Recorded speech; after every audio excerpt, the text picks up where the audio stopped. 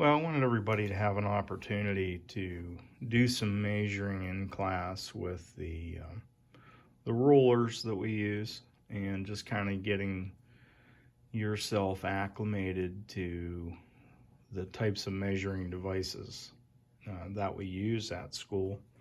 And some of you did use a tape measure like this one right here, and some of you used a bench ruler that looks something like this one here.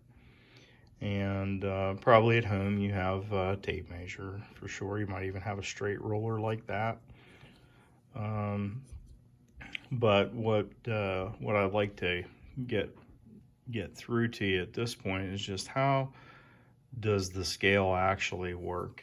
And we're using the English system, which is certainly more complicated than the metric system, but it's widely adopted in our country and used in mainly in construction, but it appears in some automotive things and some manufacturing things, but typically things that are being sold internationally are going to be done in the metric system. So you see a lot of things in the automotive industry that are just purely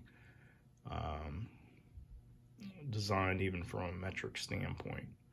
And that allows things to go back and forth from nation to nation or country to country with some predictable reliability and size, and components can be manufactured in one place, sent to another for assembly.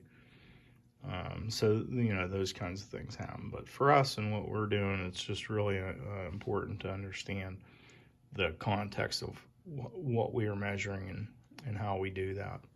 So what I've drawn here is a large version of 1 inch. And it just happens to be 16 inches long. And in that, you'll notice that I have a 0, which is my starting point. That would be the end of the ruler or the end of the tape measure. And at the other end there, a long line that represents where 1 inch would be.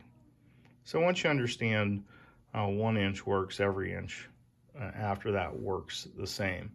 But then instead of dealing with a fraction, you're dealing with a mixed number. So say, for example, a piece may be 6 inches long, but then it has part of another inch in that that makes it a little bit bigger, and it might be 1/4.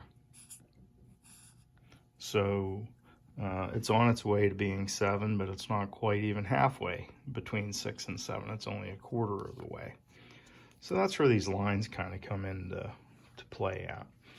And what they represent and what we're doing is we're not actually counting the line. So it's the line is just the end of the space. So we're looking at the end of that space or that part. And in this case, if I wanted to get to 1/4, 6 1/4, I would be at the whole number 6 on the ruler, and I would be at 1/4 of the way, or 1/4 of the amount of parts from the 6 to the 7.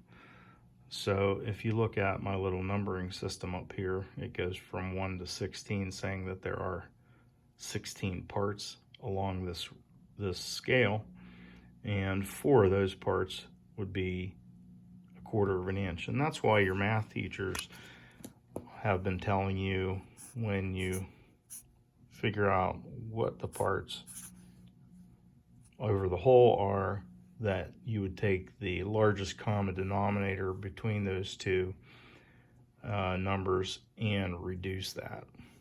So we know that 4 goes into 4. We would reduce that. That would equal 1. 4 also goes into 16, and we would reduce that to 4. So that process has been taught for quite a long time.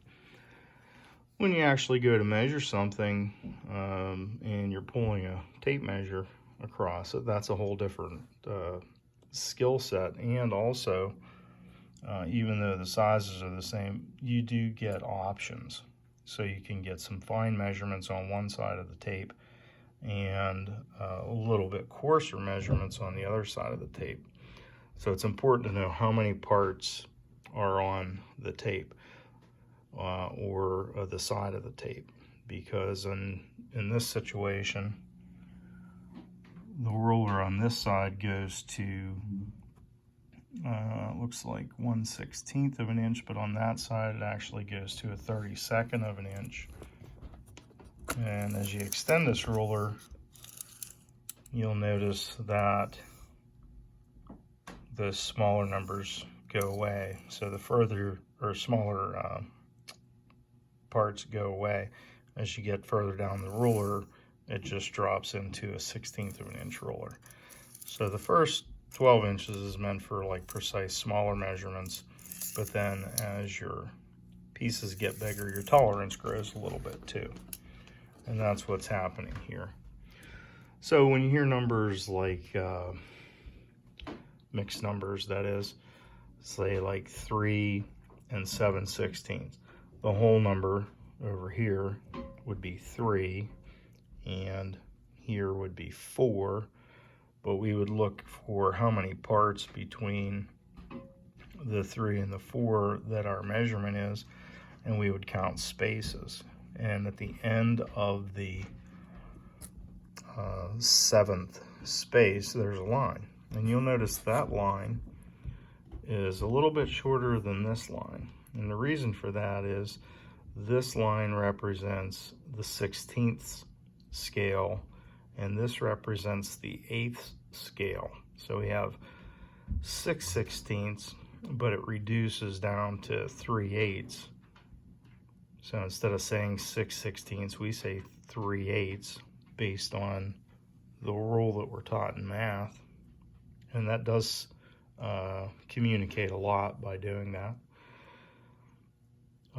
We were able to use a smaller fraction to identify that particular part. You'll notice this one, this back to the quarter, is a little bit longer, and that's because it's a larger chunk. So instead of 16 parts or then 8 parts, we have 4 parts. And then the half, even longer, 2 parts. And everybody gets that, right? Half and half.